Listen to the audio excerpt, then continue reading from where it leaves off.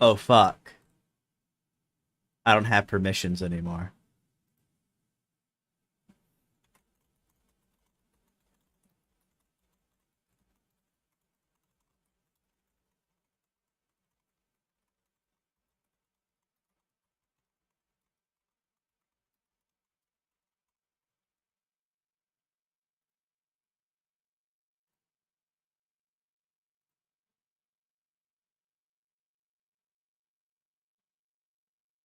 I double didn't have. Okay. Sorry, I was just trying to fucking post um the stream somewhere. And I realized I didn't have the role anymore. I got pissed off this morning. I left the server.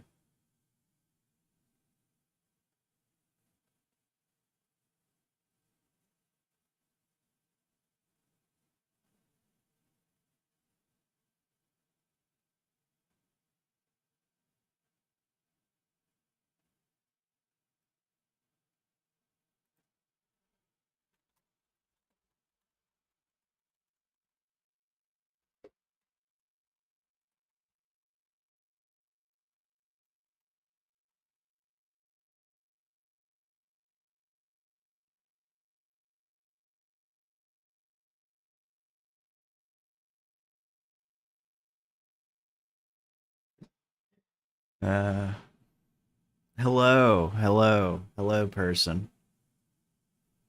We're waiting. We're gonna be waiting a second, but we will be starting soon.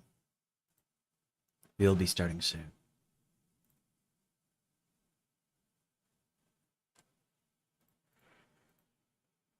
Because because yeah. Because yeah. Because we just will. We'll just be starting soon. And then we'll be covering something better. We'll be covering something better after this.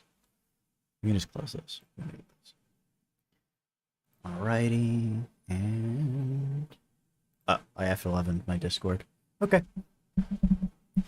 Well, if people are here, they're here. If they're not, we can just start because I don't care. I just want to start this because I want to talk about how I want to talk about the effects of making things up with Dr. Anna. I think we've all heard the notion that the brain isn't fully developed until age 25. It's something I've certainly said even on this channel over and over again. But today I'd like to talk about some of the nuances around that because there is a growing amount of pushback to this rhetoric, particularly in the field of developmental neuroscience. Because while yes, the brain definitely continues maturing into our mid-20s, especially the prefrontal cortex, which deals with things like planning, executive control, decision-making, impulse control, there's a growing amount of evidence that part of what shapes that development is life experiences themselves. So we need to be a little bit wary of narratives that coddle and infantilize young adults that try to strip them of gaining those environmental exposures that ironically help them develop. In today's video, I'll be sharing. Yeah, and that's what she says she'll be sharing. I've watched some of this. She doesn't actually do that. As you can imagine, she actually doesn't do that. She actually switches what her kind of general thing is it, as it goes on. I think she's gonna shill soon. Sharing how infantilizing young adults can delay their brain development, in what ways I think young adults are infantilized today, and what we need to change about the way that we address young adulthood as a developmental stage in a person's lifespan.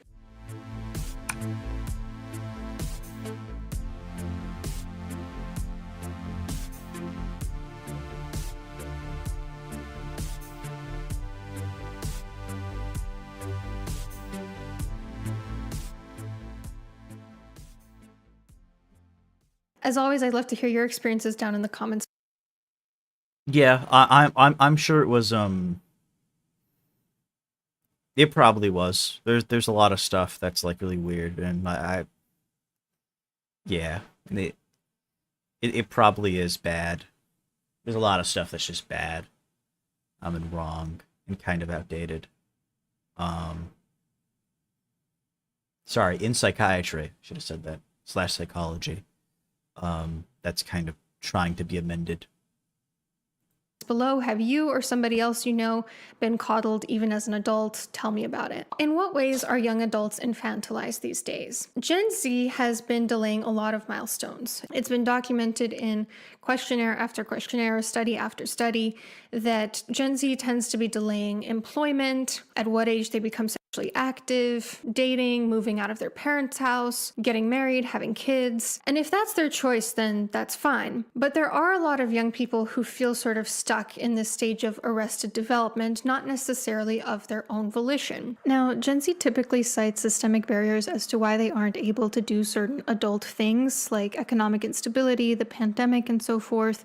And yes, systemic barriers absolutely play a role. For example, economic instability makes it harder for Gen Z to be able to afford moving out of their parents' house. The pandemic hindered teenagers' development of social skills, which makes it harder for them to make friends, to date, and so on. However, I do want to point out that this is absolutely not the only time in history when young adults were faced with systemic barriers. Whether it was the Cold War, when Americans and Russians alike feared mutually assured destruction, any number of wars. Sorry, I'm not gonna pause a lot because I'm gonna let her. I'm trying to let her make her point.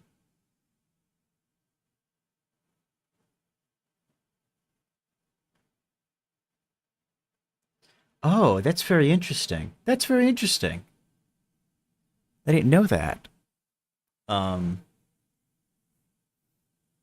that's crazy if so.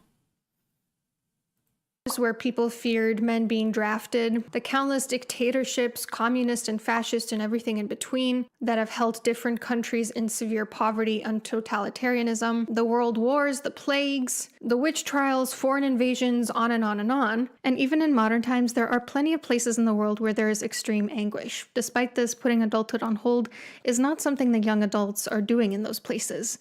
And in fact, I would argue that they can't afford to put adulthood on hold there because extreme stressors are forcing them to grow up faster. And yet we hear kind of this running joke that adulting is hard among particularly Western young adults. There's also been a documented decrease in risk-taking behaviors and a preference for safety, not only just physical safety, but also what young adults reference as emotional safety. And in my opinion,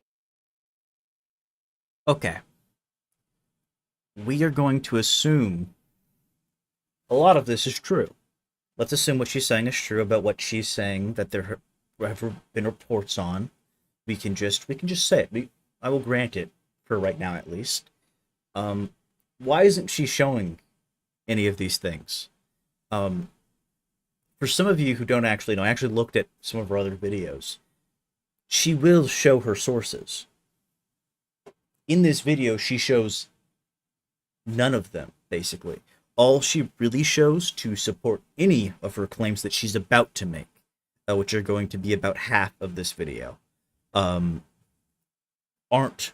reported on. They aren't shown in any degree. They aren't like in the. I checked the description. I checked the comments and stuff like that.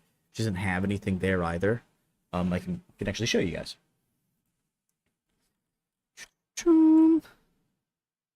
My new gothic horror novel. My debut novel, Living in Alignment with Nature's Cycles, Quarterly Productivity Planner, The Personal Growth Journal, Daily Journaling Workbook, All Books, The Connection Course, Goal Getter Course, Website and Newsletter, Amazon Storefront.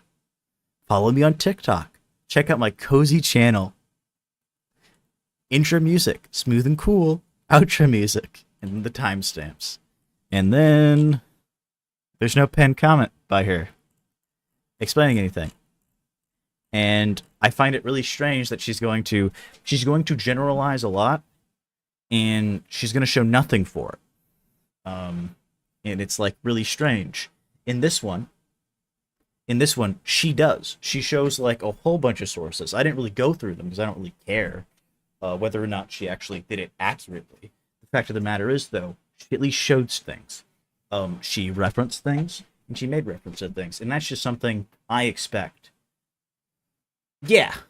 And it's like to things that aren't even relevant. And yeah.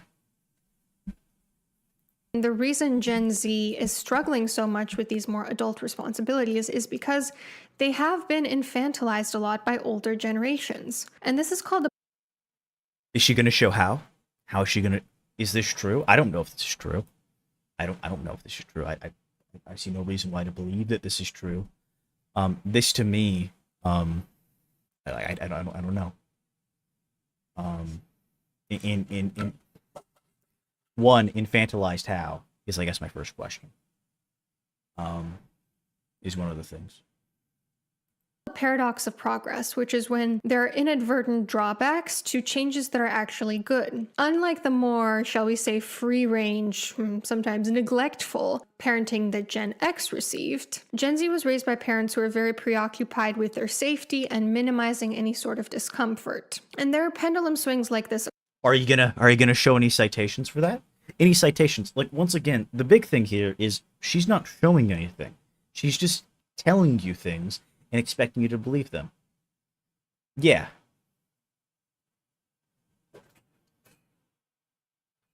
It's really fucking weird. It's really weird what this... I don't get what this is. I don't get what this is. There's no evidence. There's like nothing shown. And she does show things. She does show things. She could have shown something. Like, there has to be studies on parenting, or at least like documents about parenting in America. At least you can just choose America. That's fine. You can just say choose America as your thing. You live in America. People would accept this. But you don't even show like a single study about this. And she's going to continue not to. Across history with everything, but it even happens with parenting styles. Like you see sometimes authoritarian parenting styles in one generation, they're super popular, and then in the next generation, super permissive parenting styles are popular. With anything, there are trade-offs, and it's not a matter of one being better or worse. I certainly wouldn't argue that having neglectful parents is better for people, but rather that we need to be mindful of the potential drawbacks that could come up when the pendulum swings, and to sort of counterbalance them so we reach a state of equilibrium again. So in this case, I think younger adults are taking longer to grow up because safety is being prioritized over learning from mistakes, over taking risks and learning from when you fall down. This was why young adulthood lately has been called a period of delayed adulthood or extended adolescence. It's why... Can you show where this is? I feel like I've heard these terms before, but I have no clue their veracity. And you're not showing anything, Dr. Anna, so I can't go about understanding anything about this. We'll look. Hold on. We'll see. Let's see. Delayed adulthood. Let's find where these terms are. Delayed adulthood.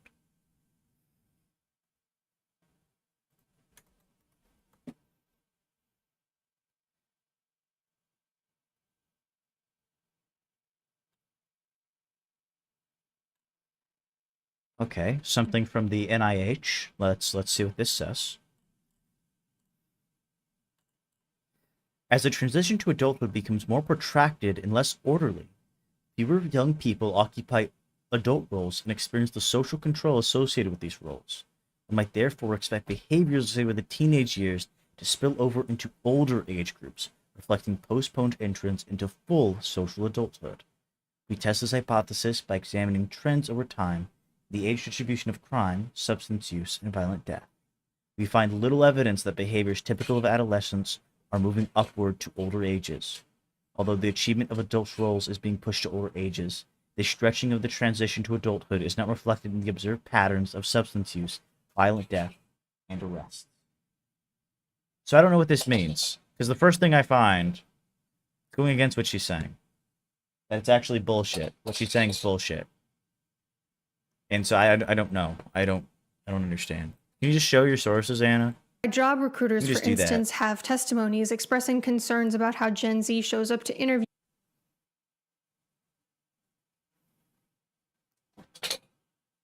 Okay.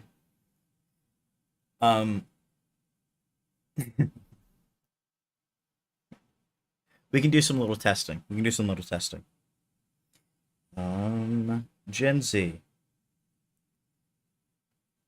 Gen Z is the demographic between 1997 and 2012. Some of these people will be kids. I'm not sure like, is it bad to bring your parent to your first job interview? Is that bad? Why is that bad? I don't know. This doesn't make... It's also from Business Insider, which, I mean, like, this is fine, but this is like one of the only things she actually shows in somewhat support of her claim. Is that... Yeah.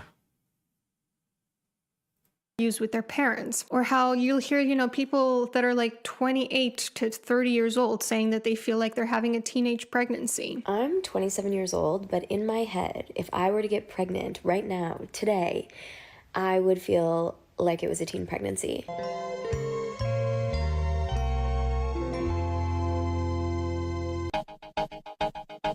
Another example of I don't know the context to that. There could actually be a really simple explanation to this. They feel like it'd be a teen pregnancy because people are generally having kids later.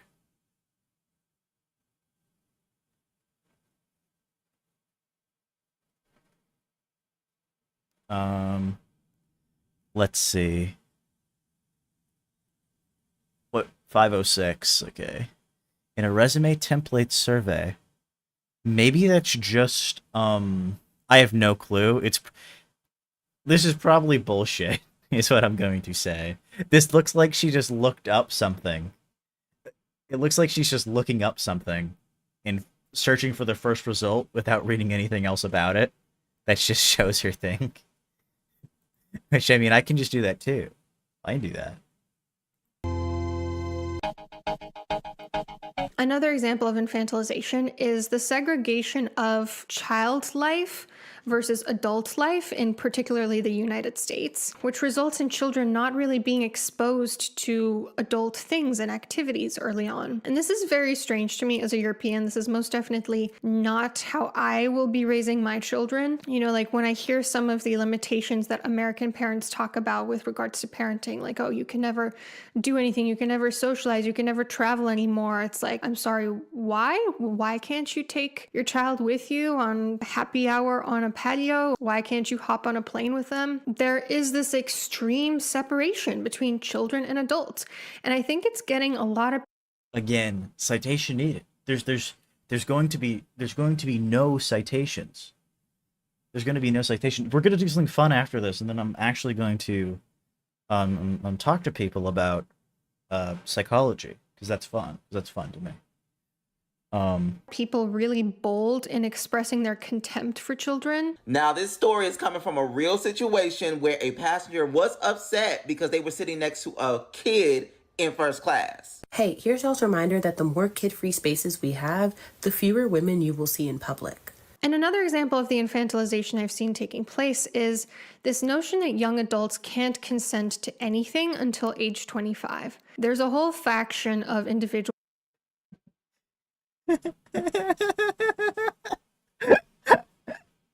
And then this. There's a whole faction of people.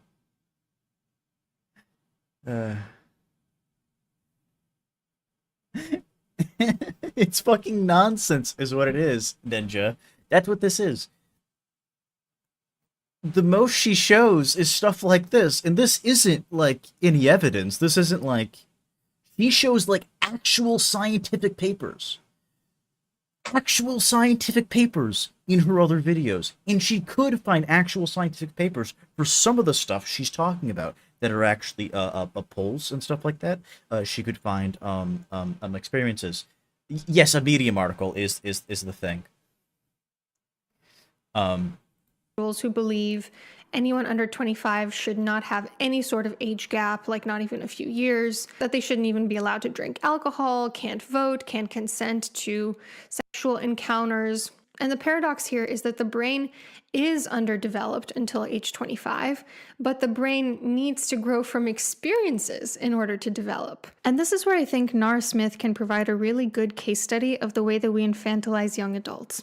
If you don't know who Nara Smith is, she's a model and content creator who's amassed a massive following on TikTok for her elaborate over-the-top recipes. She comes on screen, usually wearing something ridiculously fancy, and makes food from scratch for her family. Nara Smith is currently 23 years old, and she's just recently announced that she's pregnant with her 4th child. And unfortunately, the internet's reaction has been quite disappointing. Instead of just giving a normal congrats or scrolling on by, people have taken Nara's pregnancy announcement as an opportunity to debate the morality of her having another child. One of the main arguments is that she's too young to be a mom. She had her first child at age 19, and people are arguing that she was way too young to make a decision like that back then, and she's still too young to make a decision like that now because she's under. You're right, Ninja. This is the exact thing I hate. And she's a PhD, by the way. She's a PhD. By the way, did you know, Ninja, that she's actually a PhD? Did you know that? Which means I should trust her. She must clearly know something more than me, I guess. She just knows.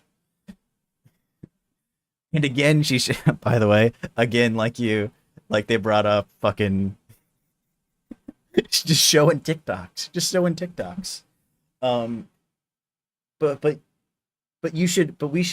We need to trust her because she has a PhD. She does. She has a PhD. You see? Right, psychology with Dr. Anna. And then we open this. Let's find it. Where does it? I'm a psychology educator and fiction author with a doctorate in clinical psychology. My goal is to make evidence-based information about relations, personality, and more accessible to the general public. Oh, evidence-based information. Very, very evidence-based. This most recent this video right here. This isn't the most recent video. This is from July 14th. I was about to say most recent video, but I forgot I didn't click on the most recent video. I thought I did, but the rest of this stuff would have been like fucking. It wasn't stuff I was interested in, and I was trying to find something because I wanted an excuse to talk about psychology stuff. 25, so her frontal lobe isn't fully developed. Another argument I keep hearing is that she's pushing a conservative trad wife. And this happens in young adulthood. Oh wait, I skipped ahead. We'll Still go too back. young to make a decision like.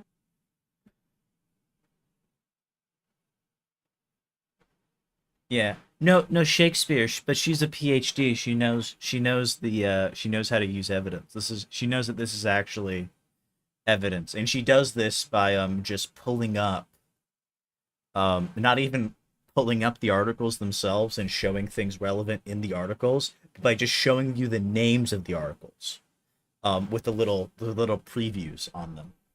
That's how you show evidence, Shakespeare. You see. Clearly, you must not be a PhD like her. That now because she's under 25, so her frontal lobe isn't fully developed. Another argument I keep hearing is that she's pushing a conservative trad wife lifestyle onto her impressionable female followers. Apparently, the fact that Nara likes to cook for her family makes her some sort of conservative shill, and her followers are just brain-dead, easily manipulated women who imitate whatever they see online. Even though there's literally so much about Nara's family structure that isn't traditional, her husband has a child from a previous relationship, they're in an interracial marriage, Nara is filthy rich and likely the main breadwinner of her family, her husband also cooks for them, both of them are also successful models. Yes, yes, Codswallop, you understand what these videos are about. Yes, that's what this is about. She is. That's all this is. That's all this is. She doesn't care about using her PhD for anything useful. I did more research just for like my off the cuff stream about fuck, what was it? What was it about? Was it just about the abuses of the Florida mental health care system? I think that's what it was about. And it was just really easy. It was really easy. It's like just fucking easy. You can just look for stuff. It's like it's not hard. I do it. It's like just I don't know. You don't. It's take a lot. You gotta read. Even seen content creators accuse her of being Mormon, even though. Okay, so fun fact, Shakespeare. She actually used to be a therapist, apparently. But now I'm pretty sure this is her primary job. But remember, Shakespeare, she actually, she also, though, has courses for you, Shakespeare. So she can, which like cost like $200 each. So let that sink in. She's literally come out and said she doesn't identify as Mormon. And then I've seen some of those content creators admitting Nara blocked them for accusing her of being Mormon, but then they go on and make more videos where they accuse her of being irresponsible because of her life decisions to have children young. Which, like, side note, can I just mention how gross that feels to me? Like, if this were happening in real life and someone kept criticizing your life decisions to anyone who would listen, so you quietly removed them from your life, and then that person were to continue criticizing your life decisions to anyone who would listen, wouldn't we all agree that that person needs to get a life and stop focusing so much on what other people are doing?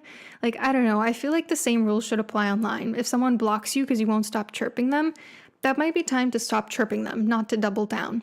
Anyway, side note over, I think this Nara Smith situation really highlights how much we've come to infantilize young adults. Like, look, do I think 19 is an extremely young...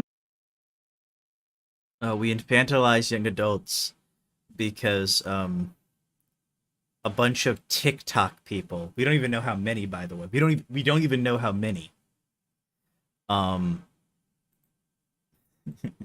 her a trad wife, a Mormon, said she was too young to make that decision to get pregnant, and still is too young at age, I think, 24, and a few other things, and that's how we know the youths are being infantilized too much. That's how we know.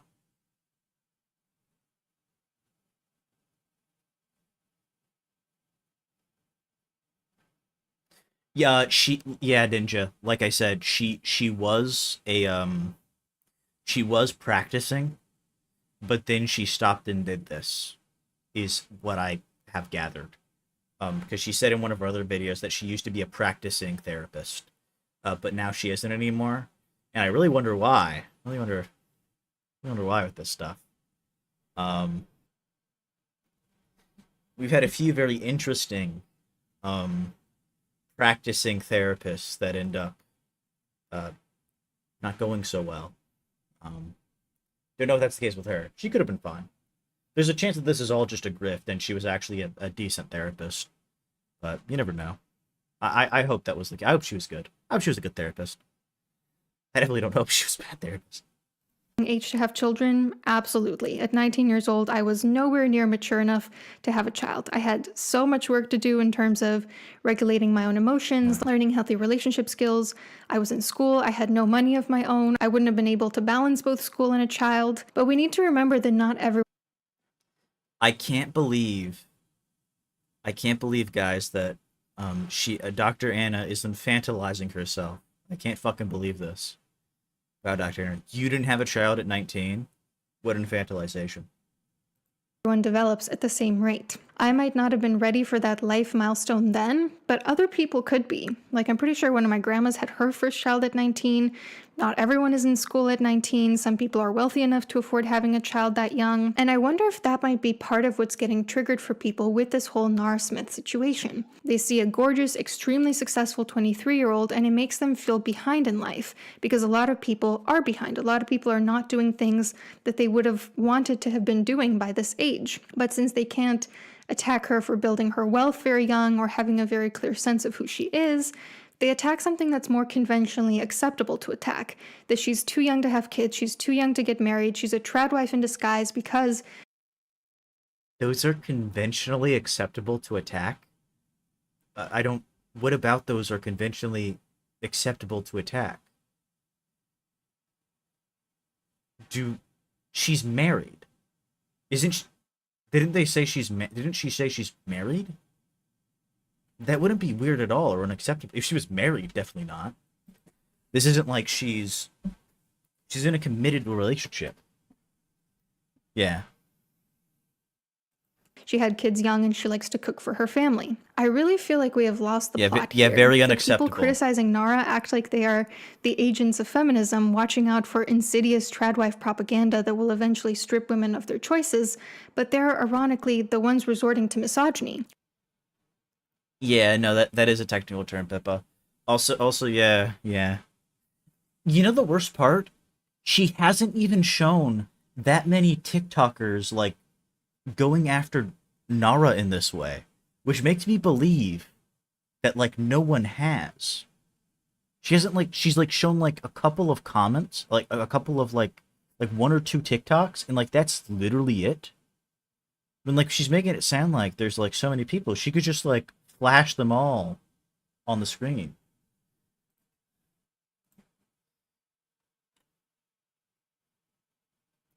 I don't understand. I don't get any of this. I don't get anything. Because if you zoom out, you see how ridiculous this criticism is. They're judging a grown woman of legal age for her reproductive choices. There is nothing feminist about that. And don't get me wrong, I'm not a choice feminist, meaning I don't think anything a woman chooses to do is feminist.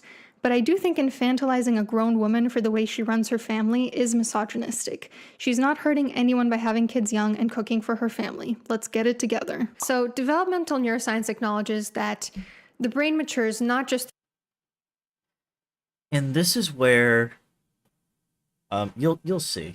I've watched up to this point. This is where she kind of just goes into the science of how the brain develops and basically just says the brain actually doesn't stop developing after 25. Which, if you remember, was actually supposed to be the point of this video.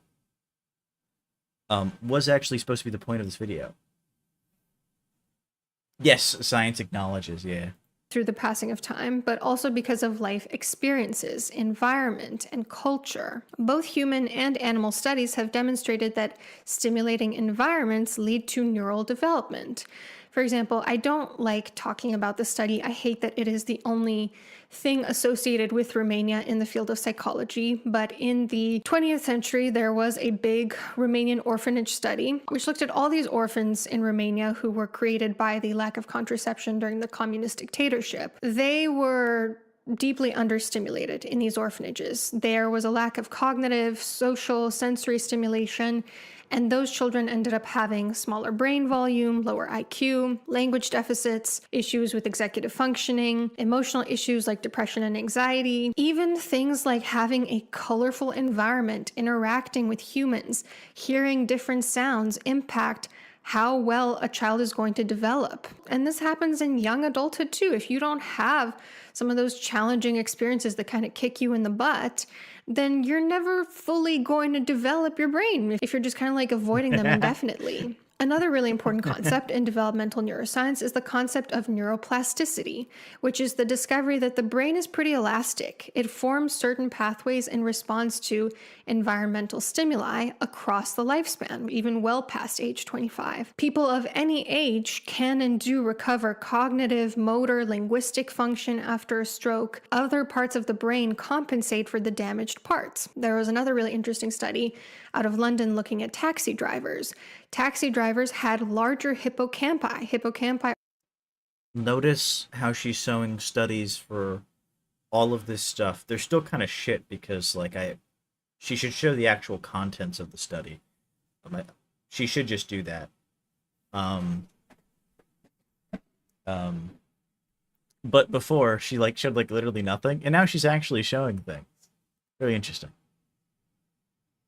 Are associated with memory and also with spatial awareness. And because they were constantly practicing spatial awareness and remembering where things were in the city on a map, their hippocampi got stronger. We also know that there's increased activity in the language areas of the brain for people learning a new language, even well into adulthood, and that meditation impacts brain activity even after just a few weeks, that it impacts the limbic system, which is responsible for the more emotional centers of life, to be less reactive. When adults learn a new instrument, not just children, their corpus callosum gets bigger. So this notion that the brain is ever fully mature or complete or cooked is an incorrect one. The brain might be mainly matured by mid-20s, but ideally we keep growing and changing and strengthening neurologically throughout our lives. And when we don't do that, that's when things like neurodegenerative disorders like dementia pop up. And I think that's actually why a lot of neurodegenerative disorders pop up and why a lot of people get sort of cognitive decline with age. Yeah. Yeah. Yeah, Shakespeare. Yeah, I'll talk more about this. I have more to say, but just I'm kind of just laughing at this because I forgot how silly this was because I was playing Minecraft while I was doing it. Oh, that's while I was doing this. because they're not exposing themselves anymore when they're in retirement. They think their retirement is just the time to kind of get complacent, just relax. Hold on, wait, no Jimp. No Jimp. Hold on, Jimp, didn't you know though? Hold on, Jimp, didn't you know? Dr. Anna, she actually has a doctorate in clinical psychology. So she actually knows. She knows. So we have to listen to her now. We do, we have to listen to her. It's okay. Jimp, it is your fault if you have Alzheimer's. You should just fucking not have, you should have just learned another language, Jim. You should have just learned an instrument. Yeah, you have to listen to women too. We have to listen to women. We can't. It's okay, Jim. It's okay. Do nothing, and they're no longer stimulating their brain. Other ways that the brain continues to develop and mature across the lifespan: myelination continues into our 30s and 40s. Myelin is the fatty sheath around neurons that speed up signal transmission. Well into the 30s and 40s, people tend to deepen their empathy and their emotion regulation and their insight. White matter tends to increase in mid-adulthood. There's more sophisticated moral reasoning and abstract thinking as you get deeper into your life. So how do we balance the two halves of this paradox? How should we talk about young adults knowing that they're not yet fully mature from a neurological standpoint, but they need life experiences in order to get that maturity? I think the main thing we need to remember is that development is gradual. There's no magical age at which someone is suddenly an adult and has the right to do whatever they want, or suddenly goes from being 0% responsible for themselves to being 100% responsible for themselves. You know, when I think about my own development, I definitely think that like around age 25, I experienced a lot of growth, but I also experienced a lot of growth at age 21. I also experienced a lot of growth the years after age 25. And actually, when I really sit down and think about what preceded those biggest developments, it was usually a very big change and stressor in my life. It was usually... You hear that, Jimp? The reason, so the kids these days aren't stressed enough. We need to put them in more stressful environment. Yeah. Yeah. And the key is, you know, the people with Alzheimer's should have just been more stressed. They should have just, that's what should have happened. And if we just had that, it would have been good. something environmental that triggered me stepping into a deeper stage of development. So when people say things to kids or minors like, oh, you can make blank decision about your life, like you can decide how to decorate your house or whether you want to dye your hair when you're 18, it doesn't quite make sense. Nothing is going to magically change when that person turns 18. They don't go from being 0% responsible to 100% responsible. And in fact, it's important to encourage children taking age-appropriate responsibilities and risks on, like letting a 2-year-old maybe go down a slide on their own if they've proven capable of it, or letting an 8-year-old take responsibility of running a lemonade stand, or letting a 10-year-old learn sex education in school. What counts as age appropriate is somewhat subjective and culture bound. So I'm not going to pretend I have the answer, but... Well, no, Codswallop. Well, no, they don't have enough, and that's why Gen Z is so that's why young adults are like so infantilized these days. That's why the kids these days. She's talking about me. The kids these days, me.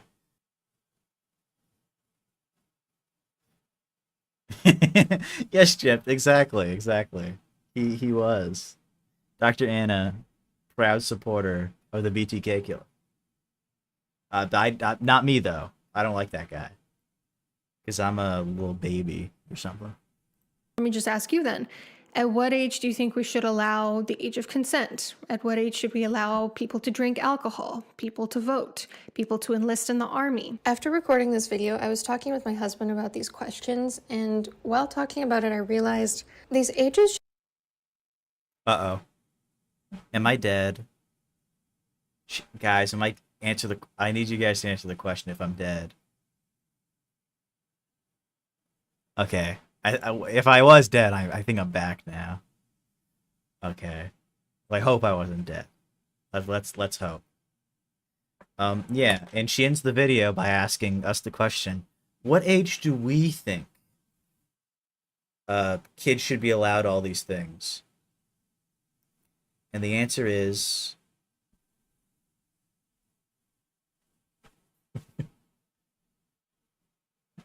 what are you going off about, Shakespeare?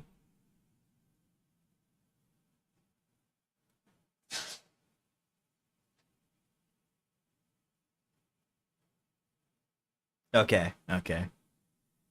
Should be kind of like a minimum threshold, right? It doesn't mean that everyone is necessarily ready to do all these things at those ages, but it is the age at which, if people are ready, they should be able to. I think these benchmarks should be minimums and not necessarily that we should see them as like, oh, everyone at this age must be ready to do these things. At what age do you think it should be acceptable to get a job, move out of your parents' house, get married, have kids if you want to? I don't know. Well, Jim, this actually was, and her answer is 13, because otherwise you're just infantilizing the youth, Jim. If you say any older, 18, that's infantilizing. 18 years old is infantilizing the youth. Jim, that might actually be this. That might actually be this, because the end of the video doesn't make sense with the rest of the video. It actually doesn't. It doesn't follow. I don't understand it. That there's a right or wrong age. What I do know, though, is that if we keep pushing back these norms and sort of pathologizing people doing things early on in their lives, we're going to get generations that are just further and further delayed in their development. Like, there's actually a theory running right now that now the brain matures at age 25, but back in older times when people were, married with kids by 22, that their brains might have been fully developed earlier, and we just didn't have the science to really test it. And if we keep infantilizing young adults, are their brains just going to continue maturing slower and slower, later and later? And I think it's very scientific. Yeah. This is really funny. This is, yeah.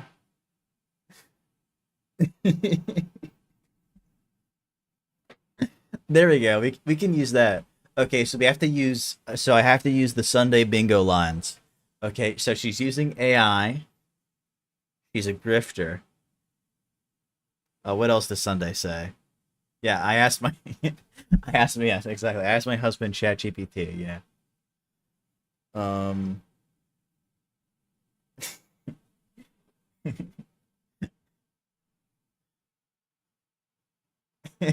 Yeah, she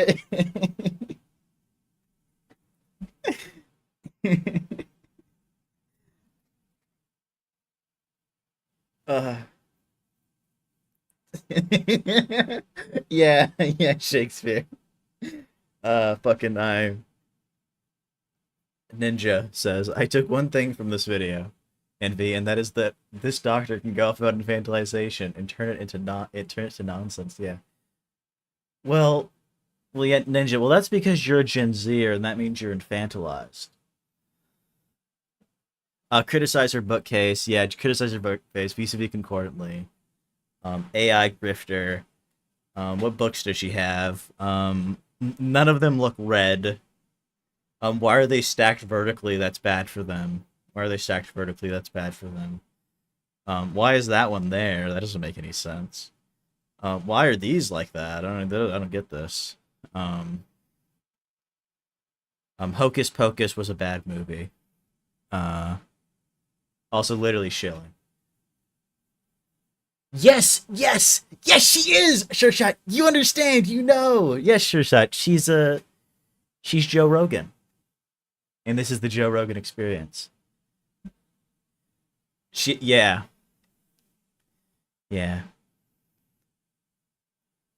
That's probably true. Yeah. And this is the greatest sin of her all. But yeah, this was really funny. And so we learned that all PhDs can in fact be trusted, and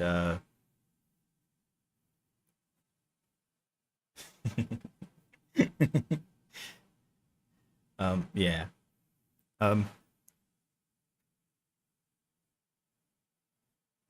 do not take your do not take your doctor's advice necessarily. If you have issues and you need help and things aren't working out for you, you should get a second opinion. And two, if something's making you feel bad and no one's... Oh. Uh-oh.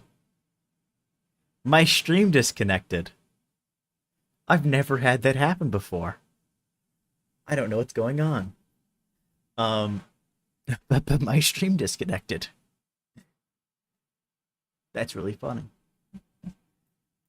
Yeah, I'm still here. Can you... Yeah. Okay, that was really funny. That's true. I do not have a PhD. But I do have it. Well, you guys can trust me because I have a GED, and that's better than a PhD. I have a GED, and that's why you can trust me. Okay.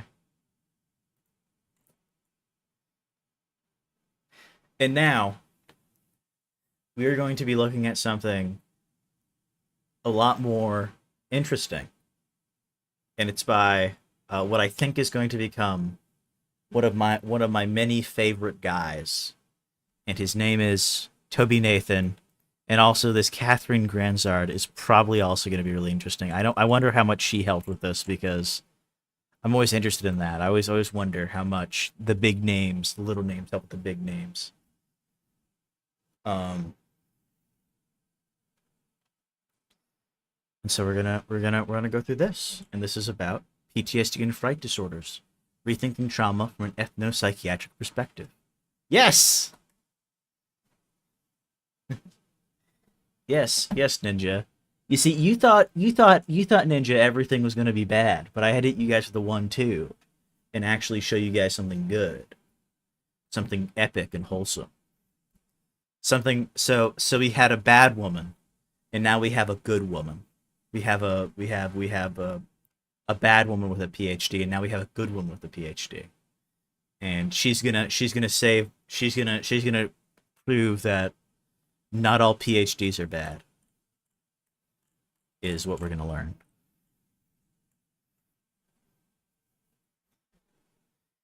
Introduction: Trauma and Therapy. Through the notion of trauma in its present-day version, a post-traumatic stress disorder allows for wide comparative studies by standardizing experiences ranging from, for instance, the allergic reaction of a Peruvian farmer to the painful depression of an American soldier home from the front. It proves to be a dull and difficult concept to use for the therapist intent on treating patients.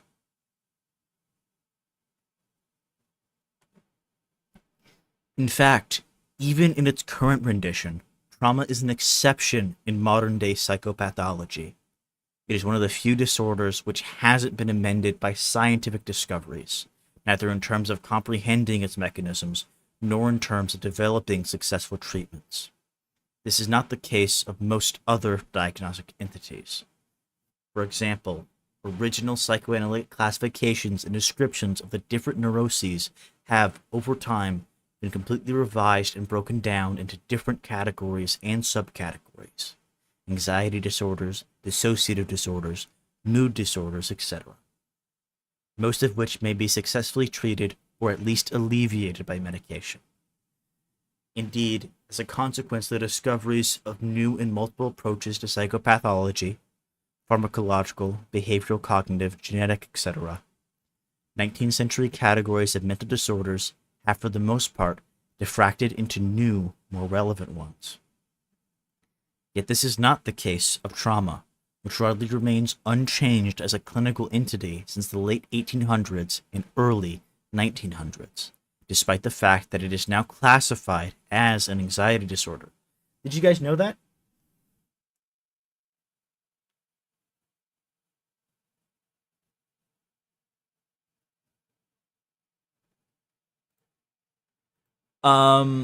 They would have helped. It would have probably helped Shakespeare. Yeah, that's what I needed this for. That's what I needed this for. I wanted to find something interesting on stream. This works. Tobie Nathan works. I'm really glad I found Tobie Nathan.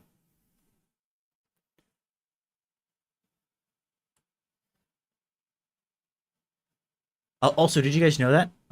PTSD is now classified as an anxiety disorder. If you go in the DSM, it's under the anxiety disorders.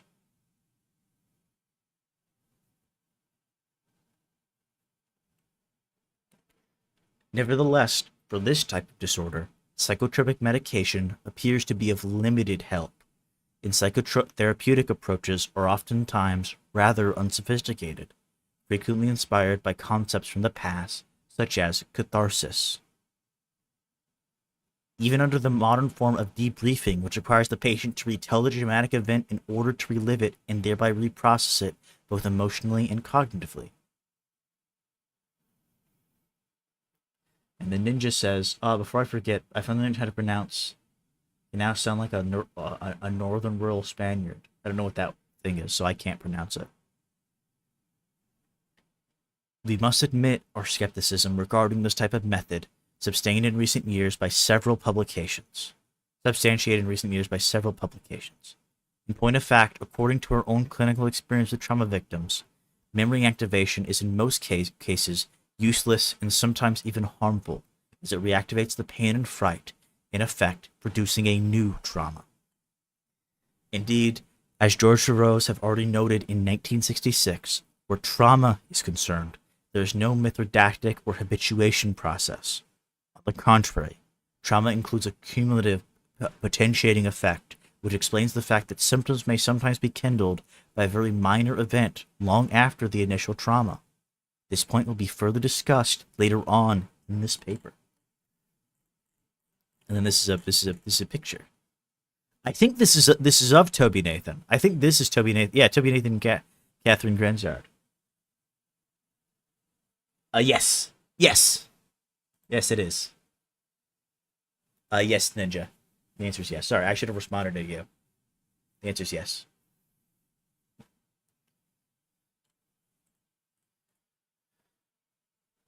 Turning back to trauma.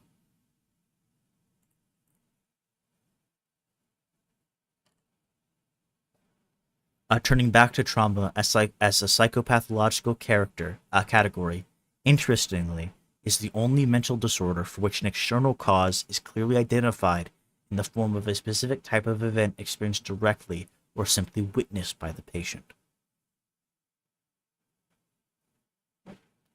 However, as such, it poses a methodological challenge to psychopathological research in theory. Indeed, the challenge is to develop a model which successfully conceptualizes the traumatic event, offering a specific handling of the event itself.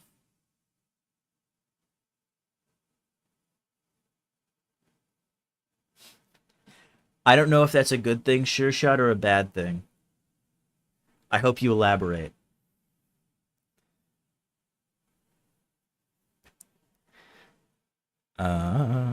Yet most models and interventions focus exclusively on individual characteristics of the trauma victim, his or her psyche, biology, or cognitive processes, e.g. debriefing, EMDR, BCT, etc., thereby excluding the causal external event and its treatment. Moving beyond the ongoing controversies, it's not how you spell controversies, pertaining to the relevance and effectiveness or controversies? That might be a word. I learned that unwanting spelled with an O is a word. Yeah, I didn't think so. Okay, good. I learned unwanting, but it has an O is a word. And now when I see misspelled words, I'm wondering, is this real or is this fake? Moving beyond the ongoing controversies pertaining to the relevance and effectiveness, or lack thereof, of the most popular present-day approaches to trauma, the central question of the event or events at the root of any traumatic disorder remains, in our view, the most crucial to understanding trauma and treating its consequences. The following clinical example will illustrate our point. That's helpful. He has clinical examples.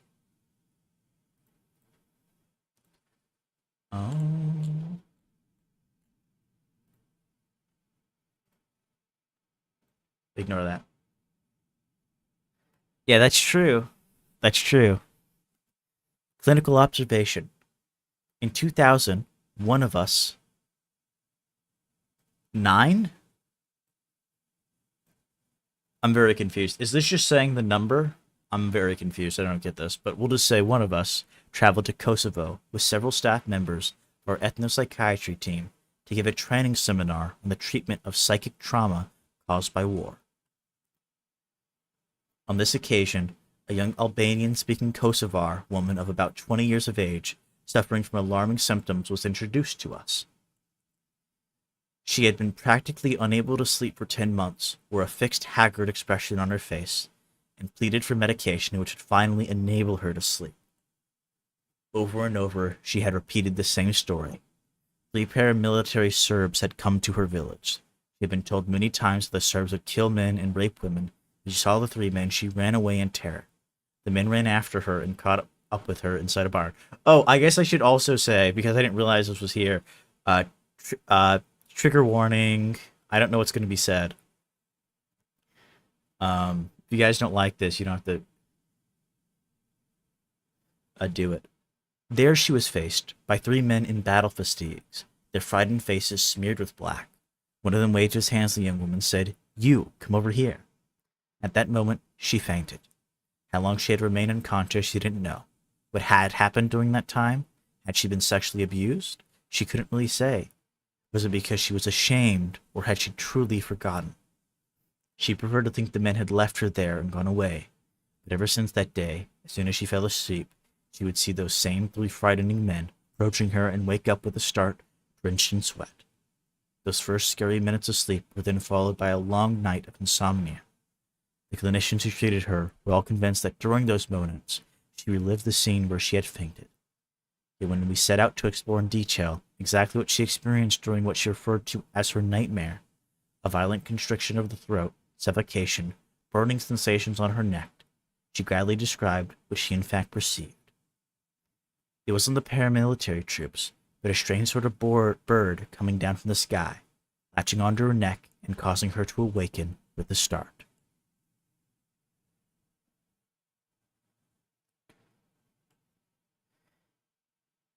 I'm very confused by this story. I'm hoping I won't be confused, but I'm very confused. Was it a bird? Was it a bird in the nightmare? Is that what they're saying? Is that what they're saying? I think that's what they're saying. I think that's what they're saying. I might be wrong, but I think that's what they're saying.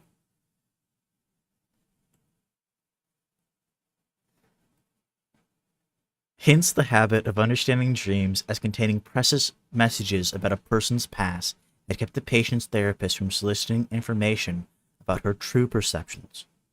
In point of fact, the young woman's dreams contained the following information. The extreme fright caused by the sight of the 3 paramilitary Serbs had fractured her being, causing a breach in which a mythic being had engulfed itself, a strange bird, a striga, which returned every night since then.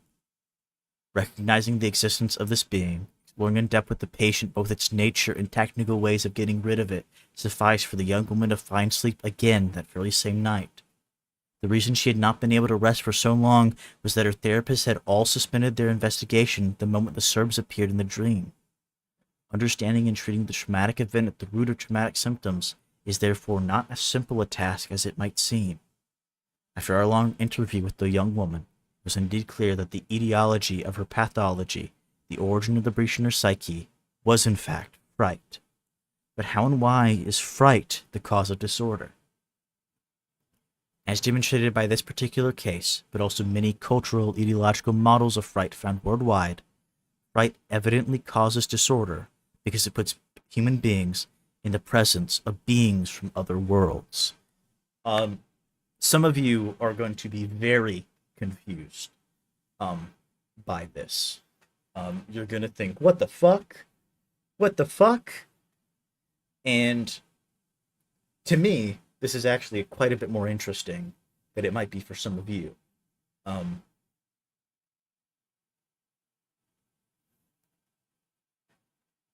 Tobie Nathan. What does he do? He is a ethnopsychiatrist. And what does that mean? I think, if I understand it correctly, it means he does like this. He deals with people from cultures not of his own, and he treats them. And I think that's kind of it. It might be a bit more complicated, but I couldn't really find. We'll look it up. I can't really remember. Ethnopsychiatry seems weird. Ethnopsychiatry. Yeah. Cross-cultural psychiatry, also known as ethnopsychiatry or transcultural psychiatry or cultural psychiatry, is a branch of psychiatry concerned with the cultural context of mental disorders, the challenges of addressing ethnic diversity in psychiatric services. Yeah. This is what Tobie Nathan is. This is what he does. As such, he deals with he's dealing with a Albanian woman. He's a French man. Um, well, I don't know if this is actually Tobie Nathan. This actually might not be Tobie Nathan. This might be Catherine. But she's a French woman, I think. Pretty sure she's a French woman. Yeah. Uh, One of his patients was, I think, a refugee and asylum seeker, according to Factish Gods. But basically,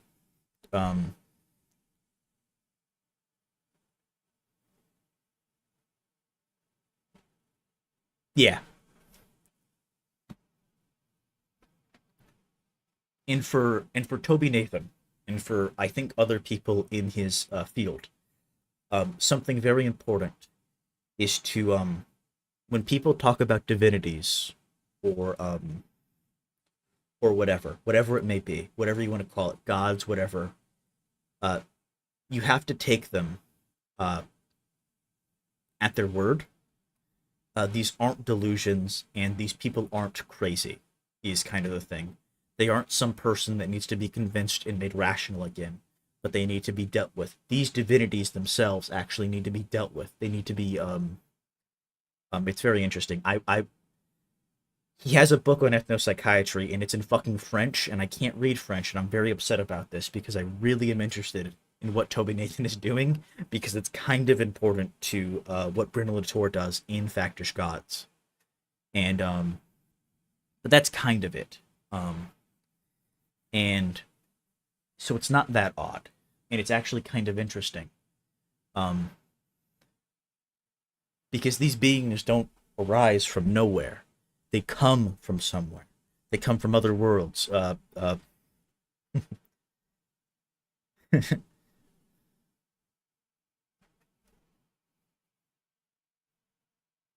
Yeah, yeah. It's but I really wish I knew French so I could read Tobie Nathan's books. I hope I can find another good book about ethnopsychiatry because I'm very interested in this. But it sadly seems to be a lot of the big people like Tobie Nathan seem to be French or of differing languages that aren't English, and at least a lot of the ones that I found. So really upsetting.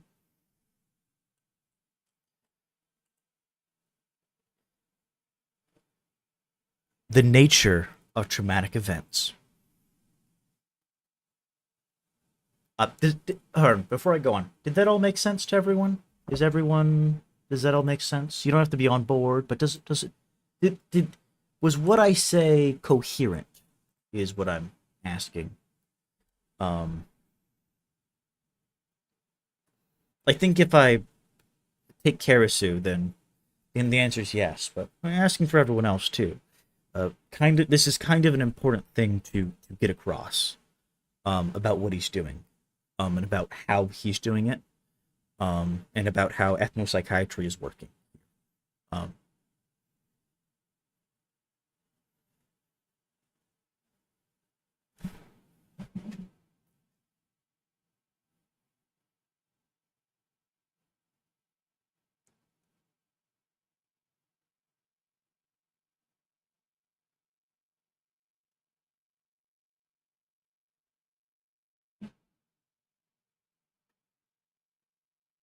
Yes, exactly, Karasu. You are totally right.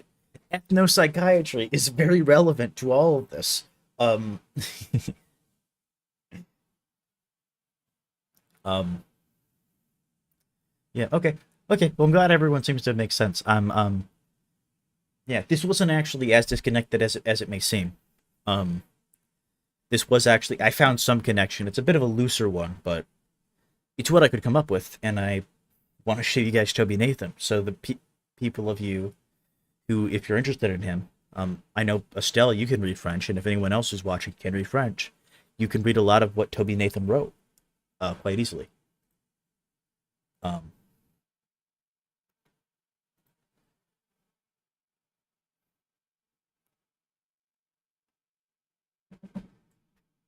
the nature of traumatic events.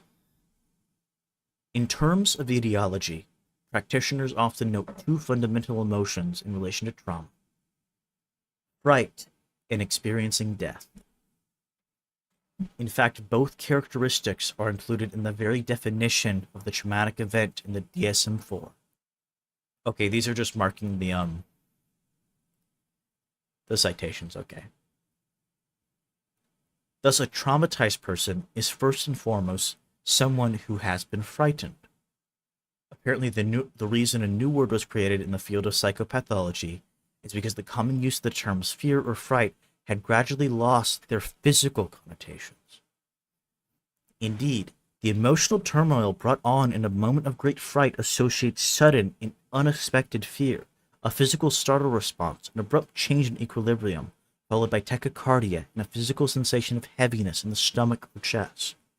The impression when a frightened person manages to describe the experience is both one of loss, as her breath had suddenly been taken from her, and the feeling of an invasion, as though a foreign entity had penetrated by surprise inside her system. And just as in the Kosovar example given above, such a powerful fear is provoked when a person is faced with the experience of her own death, not merely the fear of dying, but the actual living of one's death, an instant where one knows one is dying or sees oneself dead.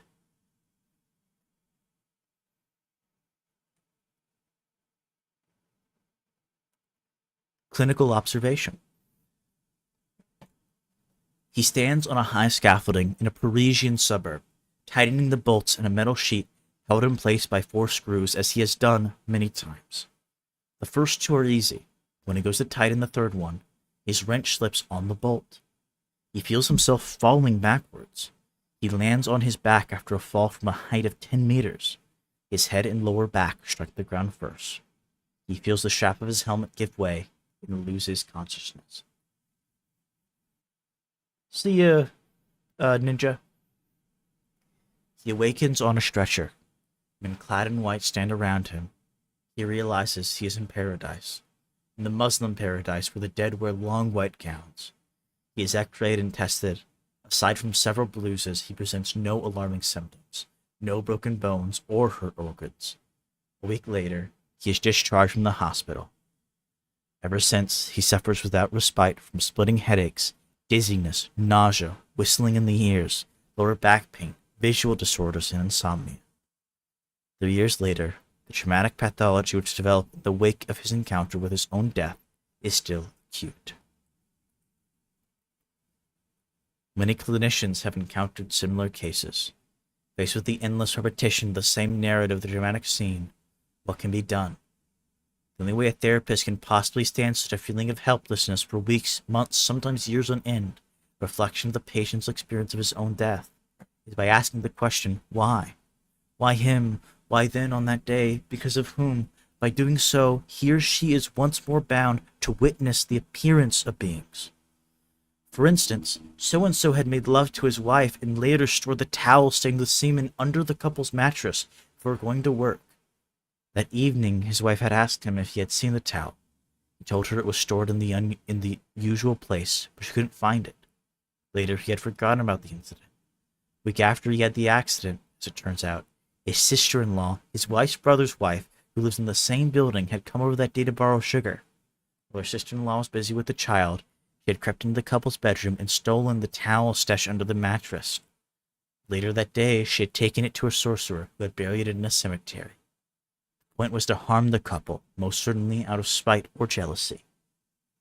This was in fact what had happened to the Algerian immigrant worker who fell from the scaffolding mentioned above. Now there is only one way to recover the towel in such a case. The man must turn to a healer, a master of the spirits, for him to send one of his helpers, jinns, out into the night to retrieve the missing object and thereby save the man from certain death.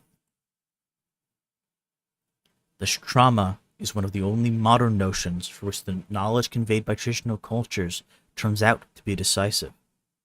A short review of the etymology of the word fright in several languages would demonstrate how deeply such concepts are embedded in the culture's vocabulary.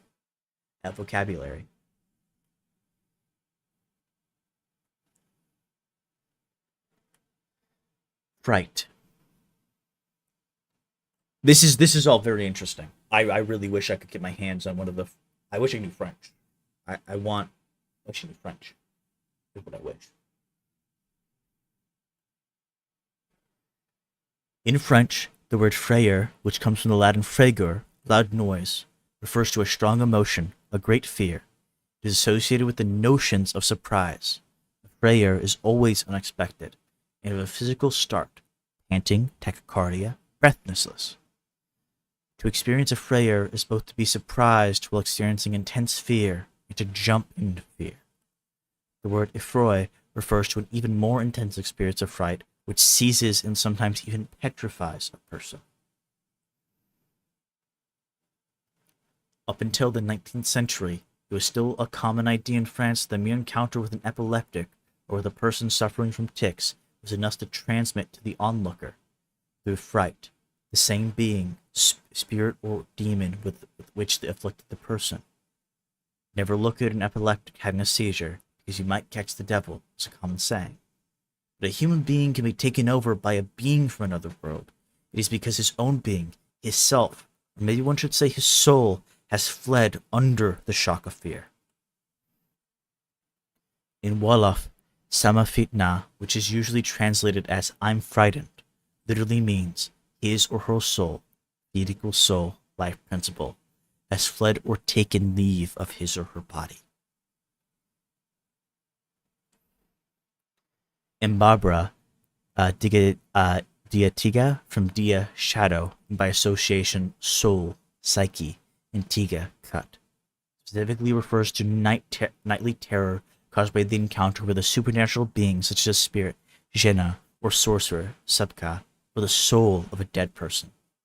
As in Wolof, the word which expresses the concept of fright means the soul is cut or separated from the body of the person. By extension, the atiga also refers to the psychic disorders caused by fright, in particular agitation or brief psychotic episodes.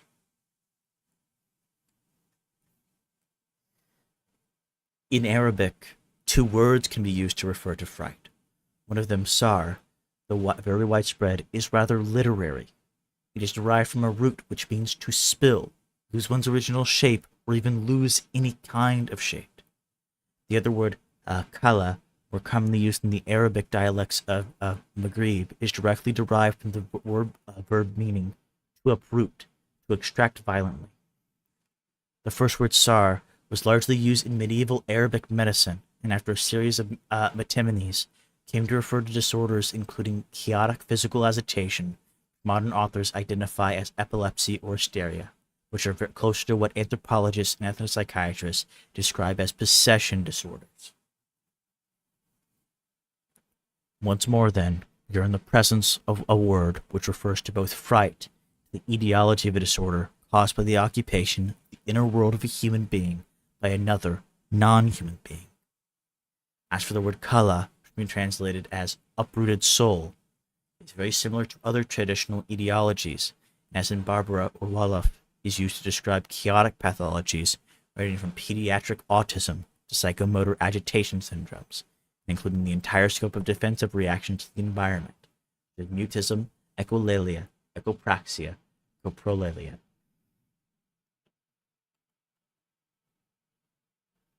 This is all really interesting. All very, very interesting. In Spanish and Portuguese, susto, or start, also means fright, refers in Spain, Portugal, but also in Latin America to a depressive type disorder, the etiology of which is once again an encounter with a being from another world who chases the victim's soul from his or her body in order to take its place. Yeah, I'll probably link it also in the chat. I'm also probably gonna link it in the chat.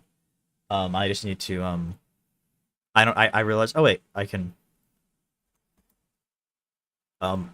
speaking of which, Shakespeare, are you still here?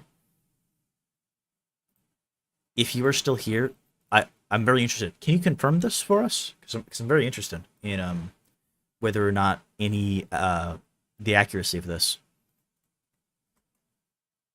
There you go. I'll link it in the server later too, but it's also linked there in chat for y'all. And I'll link it again at the end since I have it open now, on my other monitor.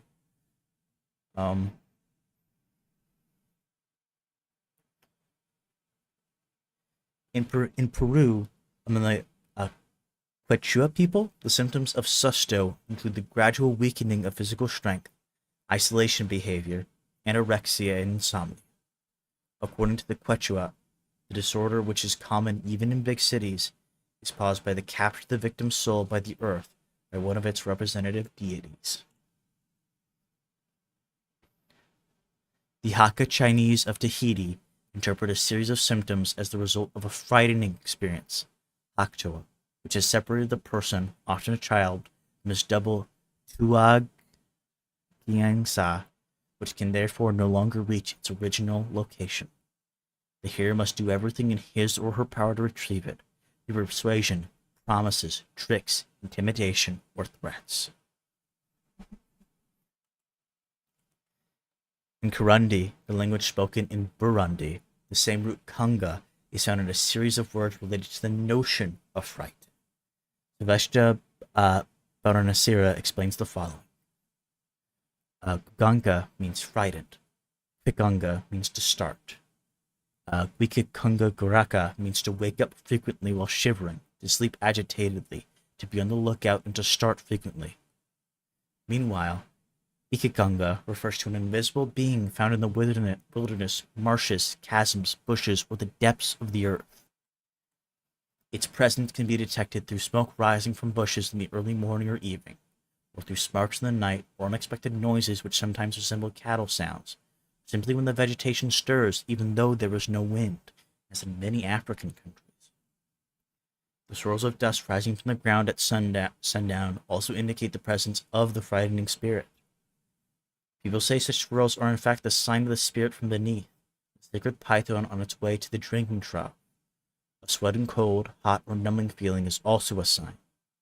The spirits of their willing have their own autonomous lives, and like jinns or nun in Arabic cultures, they also marry, have children, raise cattle, and practice the same faith as humans, in the traditional religion of the Burundi, the Kubanawa possession cult.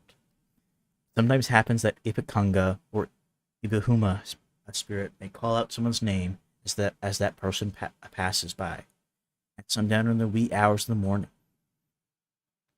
He or she who answers the call risks illness, madness, or even death.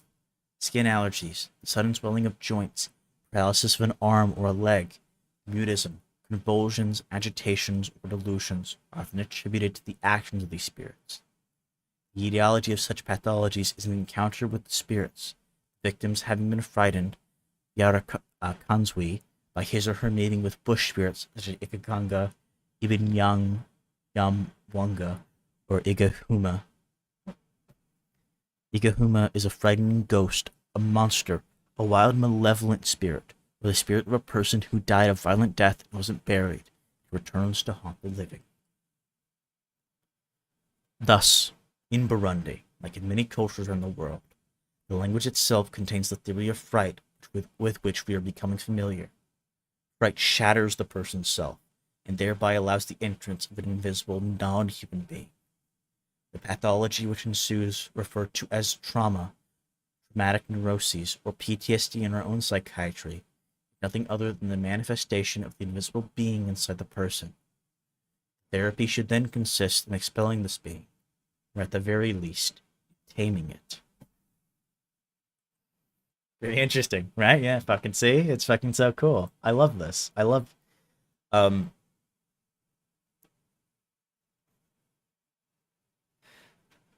okay. Um, we're gonna bring something in.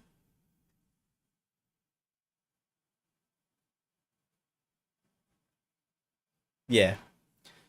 We're gonna actually bring this into something. There might be an example of this in America, of an association like this. Um,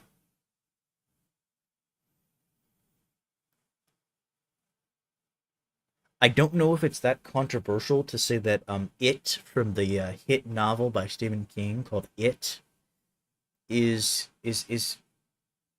kind of somewhat related to trauma. Um, and fright. It, you know it, Estelle. You know the dancing clown. And yeah, and that's very interesting. It's very interesting because that also kind of relates to what Toby Nathan is talking about in a lot of ways. There's kind of this weird association, um, even in America.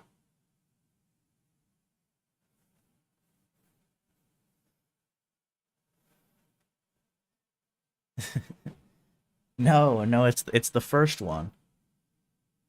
Yes, agreed. And then clinical narrative. Once again, we will now turn to a case where fright indeed caused an invisible being to enter a person, albeit one which is both socially acceptable and even valued, at least in the cultural context in question. A brief historical reminder will prove useful in understanding the story.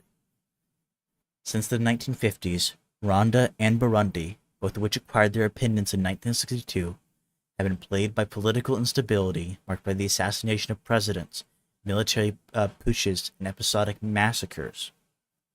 In the 1990s, such massacres reached the scale of genocides. Among them, the 1994 events in Rwanda being by far the most ghastly and incomprehensible. They were triggered in the early morning of April 6, 1994, by the shooting down by ground-to-air missiles of the airplane carrying the president of the country as it was preparing to land at the Kigali airport, the country's capital.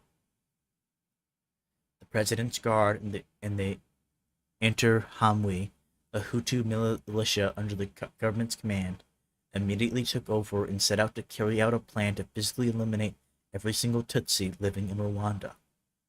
Within a few weeks, the country had literally become a bloodbath, river waters turning red with the blood of countless bodies, corpses by the tens of thousands littering the roads. 4 months later, 1/8 of the country's population had been brutally murdered by organizing mobs wielding machetes, clubs, billhooks, and less often, guns. 6 months earlier,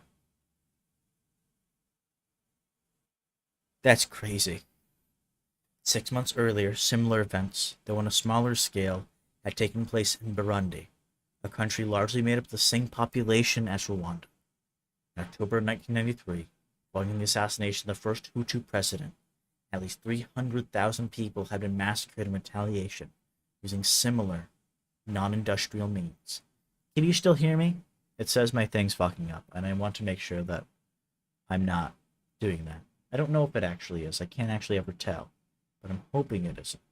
Oh, I can just check myself now.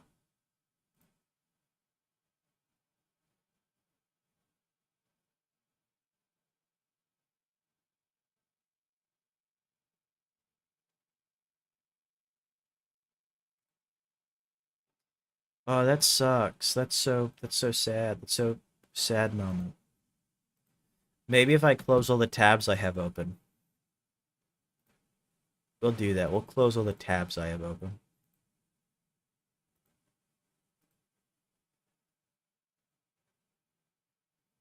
There we go. Now I don't have as many tabs open.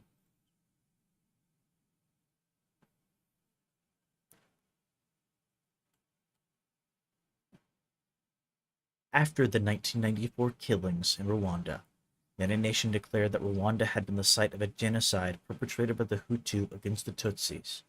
A genocide which took the lives of between 800,000 and 1 million people.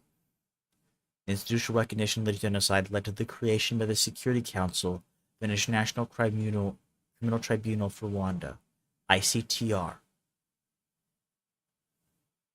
Yeah, that's literally true. Based in Russia, Tanzania. As for the killings of Burundi, they have yet to receive an international status. Meanwhile, no one has been judged or even accused by the extremely weak Burundian court system. Moreover, in order to downplay daily strife, amnesties have been repeatedly granted by different governments. We're going to actually... When was this written? Does it say?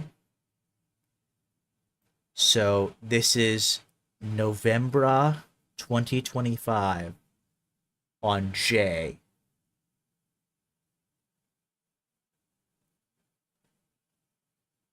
Oh wait, no, this isn't right. This can't be right. I doubt this is right. Well, I guess we don't know when this was written. I guess we don't know. I guess we just don't know, I guess.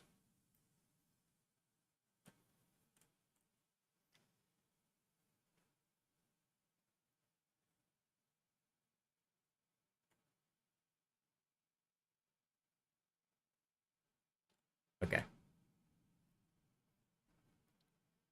The following account was collected in November 2003 in the context of a training session on the psychological treatment of victims of mass trauma organized at the University of Bujumbura, Burundi.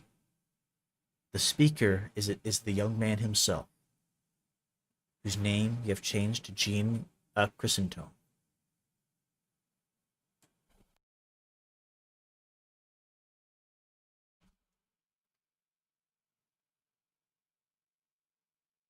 On October 21st, 1993. Yeah, it was just giving us the date. It was just giving us the date, not the fucking... I'm so confused.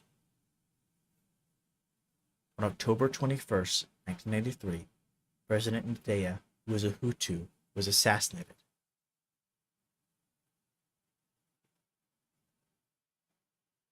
For the Hutu, he was killed by the Tutsi. Groups of Hutu men set out to kill the Tutsi, barging into houses. I was at home with my brothers and didn't really know what was going on. Outside, a group of Tutsi men was formed, but it was too small to stop the assailants. When they saw that they were too few, they ran away. I was with my brothers. There were 3 of us. We decided to flee in different directions. I went out into the street and I met a woman who was on her way to draw water from the well. I asked her where the killers were, and she answered me, thought she was lying, and I decided to run in another direction. I hid in the forest for the entire day. Around 7 o'clock in the evening, I thought people weren't killing anymore because of the quiet. I decided to leave the forest and to walk towards Muranza. The moment I set foot on the road, I ran into a group of 30 to 40 men carrying flashlights, machetes, clubs, all sorts of things they were using to kill. They ordered me to stop, but I ran into a house and locked myself inside. They followed me and broke down doors and windows. I hid inside to avoid the rocks they were throwing. They entered the house and told me to come to them. I had to obey. They searched every inch of the house. They were looking for other people, but I was alone. They ordered me to step outside, and once I did, they started to strike me with their machetes. They accused me of not having heeded their orders. They didn't tie me up as they usually did, so I managed to protect my head, thanks to which I survived. I avoided some of the machete blows that way. They were all trying to hit me with their machetes. I avoided some of the machete wait. At one point, I heard someone say, "Be careful, don't let me get away." I realized that I had to try. I left through a lot of people, but on the other side of me, there weren't as many, and I managed to slip through their legs. 2 men ran after me. I fell once, twice, and the 3rd time they caught up with me. One of my attackers also fell, and I grabbed him by the throat and pressed as hard as I could. I also grabbed the bill hook he wanted to use to kill me, but I caught it by the blade and I hurt myself. I thought that if I had let it go, he would retrieve it. The other guy was shouting, calling to his friends. The third guy came, he had a club and he hit me on the back. I let go of the bill hook and lay down on my back. One of them had a torch lamp. He realized I wasn't dead. My heart was beating very fast. I'm not sure what happened next, but I lay there without moving, and they thought I was dead. They consulted each other to decide where to dispose of my body. They looked for a latrine in which they could throw me. They were saying there shouldn't be any trace of blood.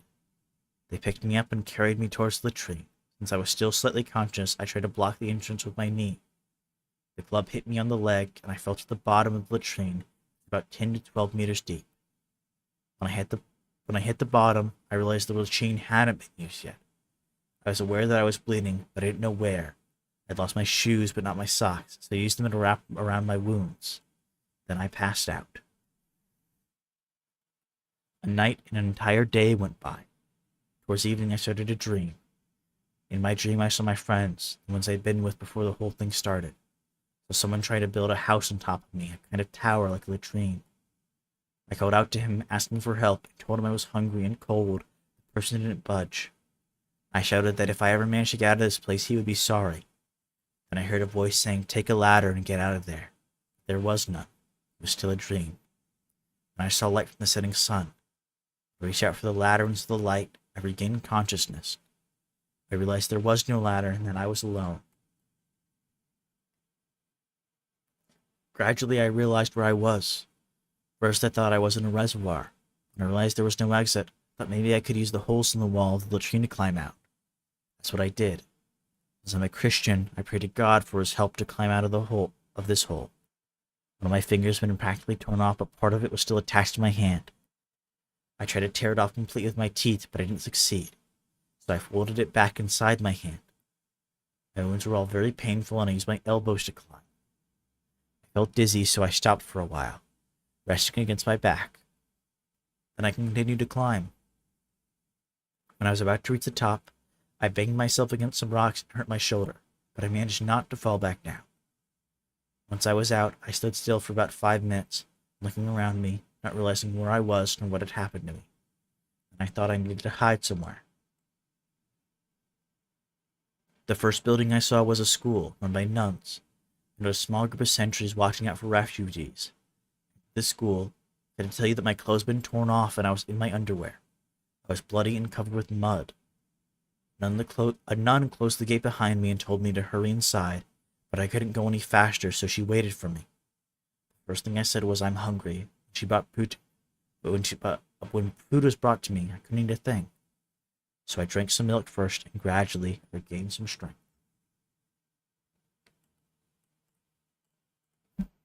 We were a group of people in the room especially set up for consultations at the University of Bujumbura. Among the young psychologists, several had lived through the same events, and none had been so close to death. Everyone listened closely to Jean Chrysanthem's story. Someone asked him where he had found the strength to resist, and so that God had entered him at the moment of the most intense fright. God who manifested himself in the latter dream and given him the strength to climb out from the latrine.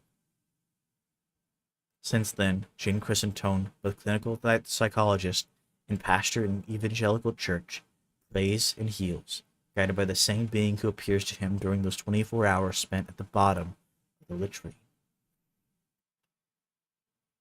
Karasu, are you still here?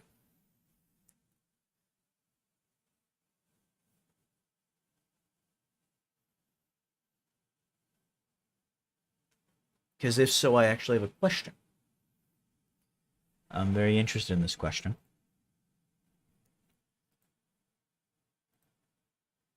How,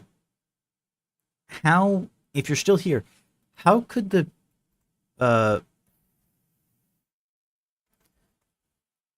Hutus tell who the Tutsis were? How could the Hutus tell who the Tutsis were in the genocide? There might be something that I'm like, I don't know. There might be some major weird thing that I don't understand. Just because I don't know about this. But I was wondering about that. Um, how was this, how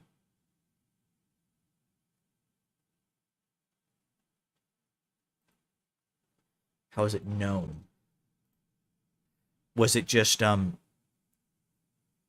people knew the ethnicities of each other, and they ended up killing each other, turning on each other? Is that how? Or if you know, because that's actually very interesting to me.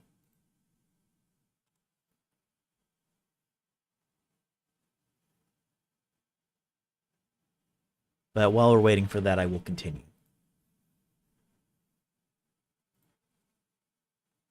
In the three clinical the cumulative process of trauma. In the three clinical examples provided so far, traumatic event through the process of fright described above caused the victim to come into contact with another hidden world. In all three cases, the second hidden world was culturally available to the person, even though he or she had paid little attention to it in his or her daily life. In the first example, up until the traumatic event, the world of Sugas had had no direct relevance to the young woman, but probably heard of these terrifying beings and stories and legends, and had never thought she would personally have anything to do with them. Yeah.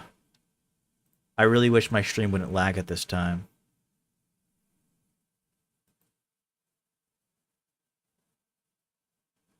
Let's see.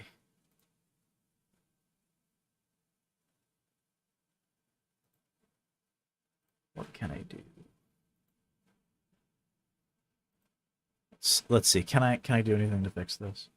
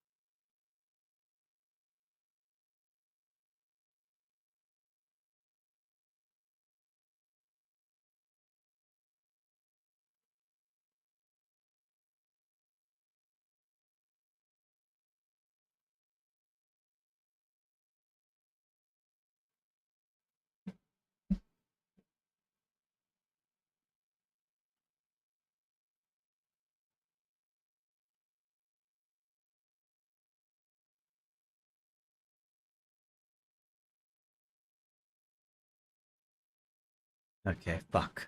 So upset that my internet's fucking up now.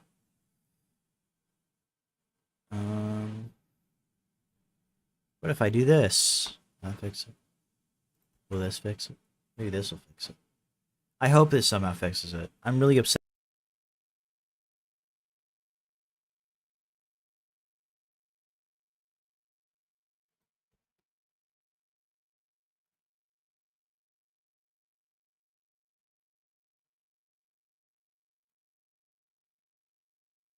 Okay. Are we back? Is everyone here? Is it better now? I think it's better now. I think everything's better now. Okay, well, let's hope this continues. Though similar to the first two, Gene Chrysanthemum's case. Yeah. So there's an in broadcast button on OBS and a stop streaming button, and I didn't know if stop streaming would actually like end the stream, but I guess it doesn't. It just stops it for a second. Though similar to the first two, Gene Chrysanthemum's case, on the other hand, is slightly different. Following his traumatic experience, Gene Chrysanthemum did not develop post-traumatic symptoms as did our first two examples. Quite the opposite, as a matter of fact, since after living through his own death and resuscitation, Jean Chrysantome took on the responsibilities of a public figure, both a healer and a religious leader. In his case, rather than putting him in contact with traditional invisible beings of his cultural world, extreme fright, experiencing death and coming back to life, forced him to contend with forces which are presently taking over Burundi, to actively participate in the construction of a new social reality. In effect, Christian churches of all imaginable denominations, as well as cults of Christian inspiration, are rampant throughout Central Africa, and are currently becoming the leading political forces in the region. Incidentally, Jean Chrysantome's experience suggests the ways in which the traumatic process can be, and very often is, deliberately used as a political tool to bring about radical transformation, to set up a new world. In his case, he was destined to die by his aggressors. The very fact that he surprised is living proof that Jesus is indeed his personal savior. His subsequent transformation or transfiguration nevertheless clearly demonstrates how orchestrating someone's death and rebirth through the use of fright can be a powerful psychological, political tool allowing for a complete and irreversible transformation of the person. Indeed, for this very reason, trauma is a tool well known to traditional cultures, as shown by the structure of numerous initiation rites around the world. For the same reason, it is also a tool more and more frequently put to use by present-day radical political and religious groups.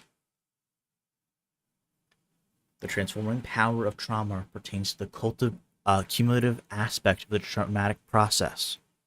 If we accept the idea suggested by cultural fright ideologies that extreme fright shatters the person, thereby putting him in contact with beings from another, unknown world, then the primary effect of trauma is a breakdown of the person's former, habitual world. In its place, as we have seen, a new hidden world is revealed. Yet if and when this process is repeated several times, the culturally accepted hidden or unknown world and beings reared by the initial traumatic event will in turn be shattered, putting the victim in contact with beings and worlds previously unknown not only to him or her, but to mankind. This indeed explains the isolating effect of cumulative trauma. The victim gradually becomes the only person on Earth to know of hidden worlds which no one else can see or perceive. Thus, with each new traumatic event, the person's usual, everyday world loses meaning, till it becomes totally senseless and empty, obligating the victim and also his or her therapist to construct a neo-world, which the succession of events and their implication makes some sort of sense. The following account, written by an Auschwitz survivor, is both a chilling and articulate description of the process. At the time of the excerpted incident, the author has been in Auschwitz for some time. He has run into a man he knew from Paris and followed him to his block, hoping to get some extra soup. I'm opening the contents of a dish of soup when lightning strikes me. A voice announces, "Lagaspera, camp closed, curfew." What am I doing here? I drop the dish and race at the door. I won't make it this time. I'm dead. The reason's simple. I had my own block in time for curfew. For an SS, this is an escape attempt. Then what is? I run and run, expecting a burst of machine gun fire from one of the Mirandors. No one could avoid it. Each surveillance post watches over a sector within its range, and it's impossible to find cover. The only solution would be to throw myself against the electrified barbed wire fence. I discovered true fear, not just anxiety, not just heightened imagination, but reality. I'm the prime target of all the SS gunmen. The only question is, which one of the Marauders will be the first to fire?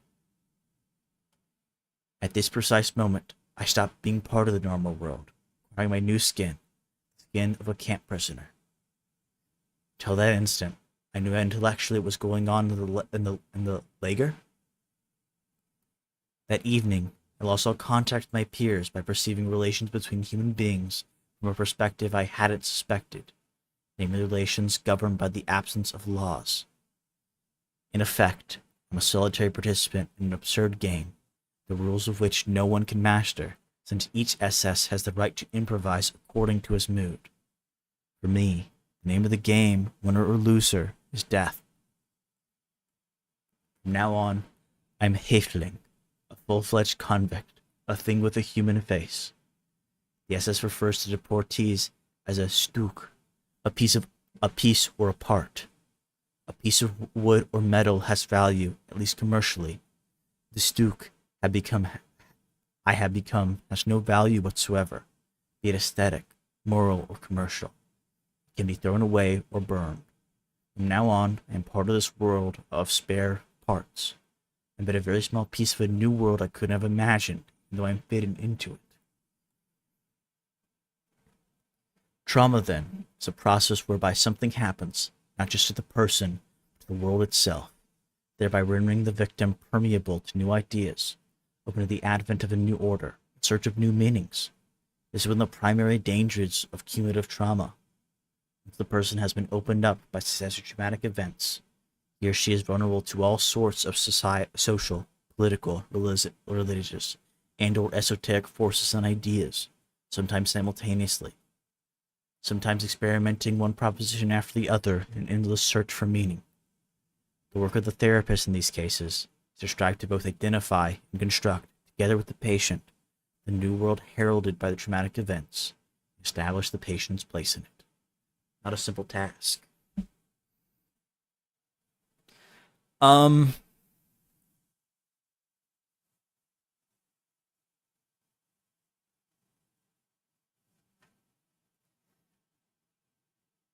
Maybe Gemt, but I'm not sure it has any more leaps than what is already done in therapy with trauma, with victims who have trauma.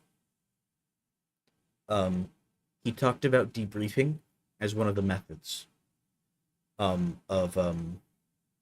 relieving the patient's stress, but that it often, in his experience, has a counterintuitive, has actually the opposite effect. It doesn't relieve stress, it actually intensifies stress. It there doesn't seem to be like one good way to deal with trauma, and this is one of the ways he thinks. And also she thinks. Catherine is also part of this. I keep forgetting.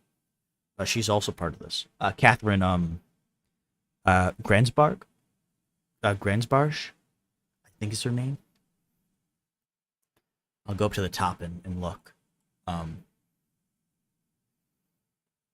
actually should send this to Brooks. Speaking of which, I wonder what Brooks thinks about this. Brooks would probably like this. Brooks would probably be interested in something like this. I don't know if he'd like it, but it's weird and interesting. Conclusion. A philosophy of fright. The concept of fright as an ideology has disappeared from scientific psychopathology. Yeah. What Karasu said.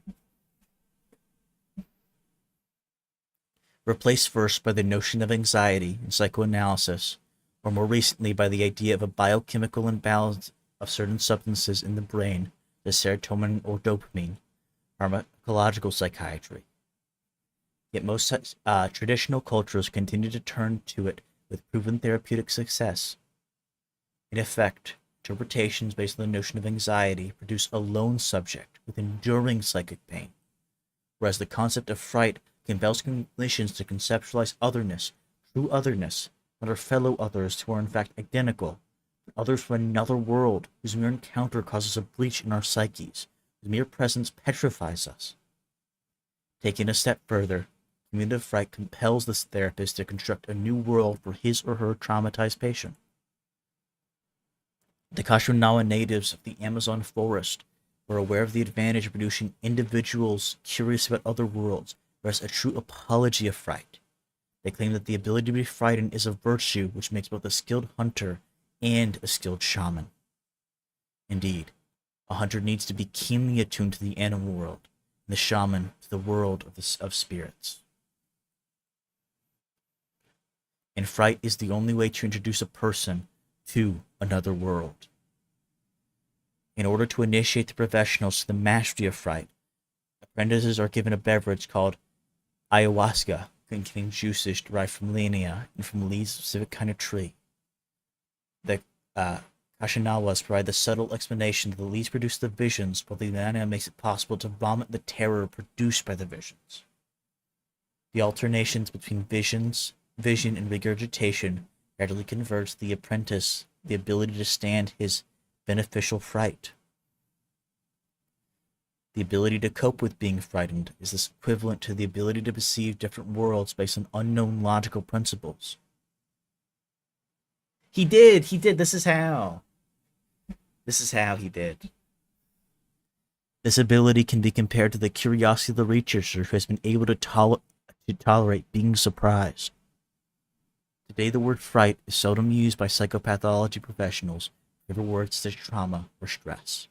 Yet interest is growing in all the notions it subsumes. Recent research in the psychopathology of trauma and in ethnopsychiatry points to its relevance and to the fact that traditional cultures are right to hold on to it. This was a very interesting article. It's really interesting. And I want to fucking know when it was written. Motherfucker. Tell me. Tell me.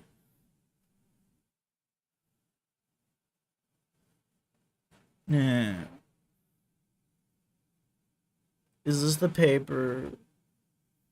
2006, I think. I think that means this was written in 2006. Because I think that's what this is. I'm very confused.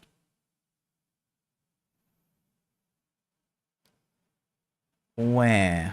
I'm sad. Alright. So yeah.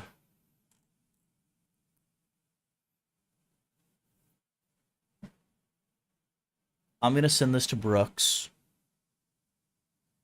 I hope you all enjoyed this. You all love this. I love this. We went through something very bad, and then we covered something very good. We went from soft to hard. I didn't mean to do that. Uh-oh. I fucked everything up.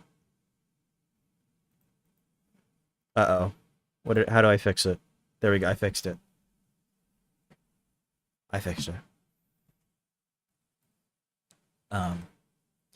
But yeah, thank you all. And you all have a lovely rest of your day.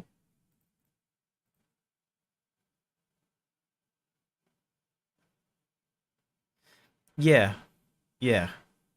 Dr. Anna was actually a great example. Ethnopsychiatry seems very interesting and good. Epic and wholesome and awesome.